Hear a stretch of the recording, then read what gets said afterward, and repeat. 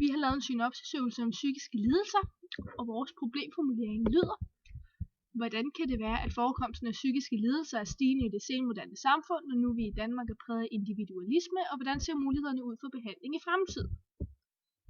Og vi har valgt den problemstilling, da man i teksterne i individualismens skygge og mindre gruppen virker mod depression, får vi at vide, at forekomsten af psykiske lidelser er stigende i det senmoderne samfund, da vi er meget præget af individualisme. Herover så har vi valgt nogle teorier, hvor den første er Giddens med teorien om risikosamfund. Giddens mener, at det senmoderne samfund er et refleksivt samfund på to måder. Vi lever i et videnssamfund, hvor det ikke er tilstrækkeligt nok kun at reflektere over sit eget liv. Mange steder fra får vi råd og tips om, hvad der er godt at gøre, og hvordan vi lever vores liv bedst. Der bliver hele tiden skabt nye udviklinger, og man når ikke at forholde sig til noget, før det er blevet lavet om til at være bedre og mere rigtigt. Dette er en refleksion mellem, hvad vi skal gøre og ikke skal gøre, og det skaber tvivl og usikkerhed både i samfundet generelt, men også hos det enkelte individ. Mange går konstant og venter på råd og vejledning fra eksperterne, som skal fortælle en, hvordan man lever sit liv rigtigt. Alt dette har en fælles betegnelse, der hedder risikosamfund. Giddens mener ikke, at centrum ligger i, at der er blevet flere risici i samfundet, men at vores opmærksomhed i høj grad er rettet mod disse risici. Dette skyldes blandt andet, at vores refleksionsniveau er steget, samt medierne, som konstant gør os opmærksomme på alle disse risici. Når vi konstant går og bekymrer os om, at alt det, der kunne gå galt, skaber vi en form for fremtidsangst, og det medfører ofte en følelse af personlig utilstrækkelighed, da vi ofte har en tendens til at bebrejde os selv for det, der går galt i vores liv. Denne bekymring påvirker de unge meget, da de sætter sig selv i en form for overbeskyttelsestilstand, hvor de forhindrer sig selv i at udforske livet. Dette resulterer i en tilbagetrækning og reduktion af tilværelsesbredden, og den eneste måde at komme over denne bekymring for livet er den ontologiske sikkerhed. Giddens bruger begrebet ontologisk sikkerhed som et fælles begreb for tvivl, usikkerhed og styrke, som skal bruges for at overkomme de daglige bekymringer. Ifølge Giddens skal et menneske have den ontologiske sikkerhed med sig, da det så har en bedre grundlag for at opleve verden som et sikkert sted at være. Herudover har vi valgt Sige og hans teori om kulturel frisættelse. Sige har udarbejdet en teori om kulturel frisættelse, som går ud på, at det enkelte menneske sættes fri fra de bindinger og den tvang, der lå i de førhen lokale traditioner.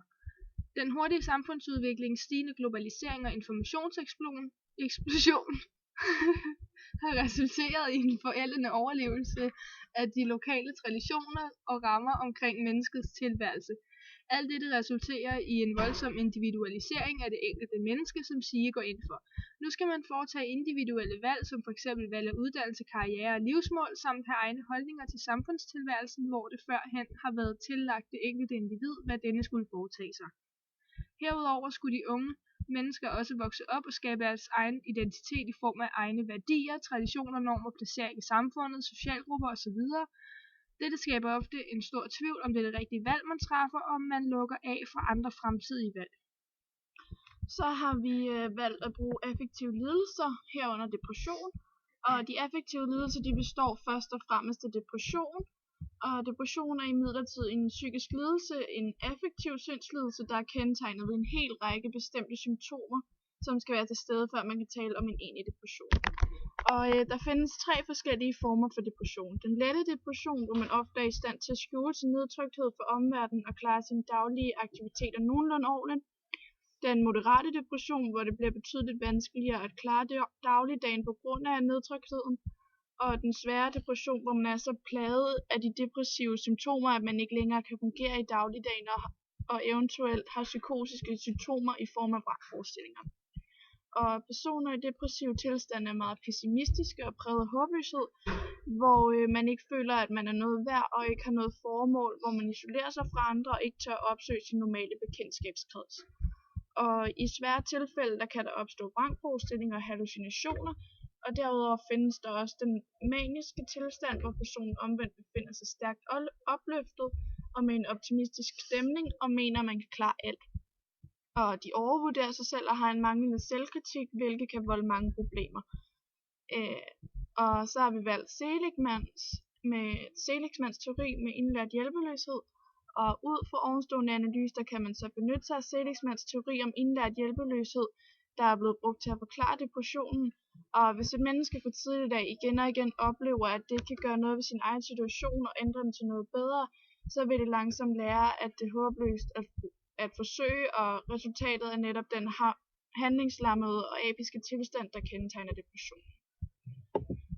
Og vi har valgt at analysere på dette, og med udgangspunkt i individualismens skygge, så fortæller den anerkendte amerikanske depressionsforsker Myrna Weissman, der sammen med en international forskergruppe har fundet ud af, at flere mennesker i den vestlige verden udvikler depression, og dette sker tidligt i livet.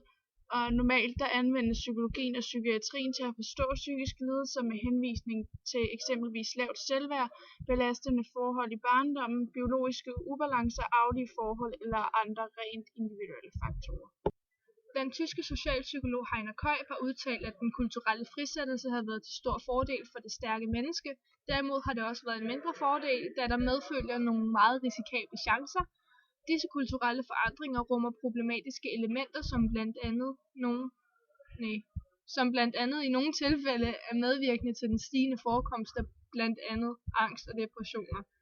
Det kan man sætte i perspektiv til både Giddens og Sige, da deres teorier bunder ud i samme konklusion, som den tyske socialpsykolog Heiner Køj udtalte sig.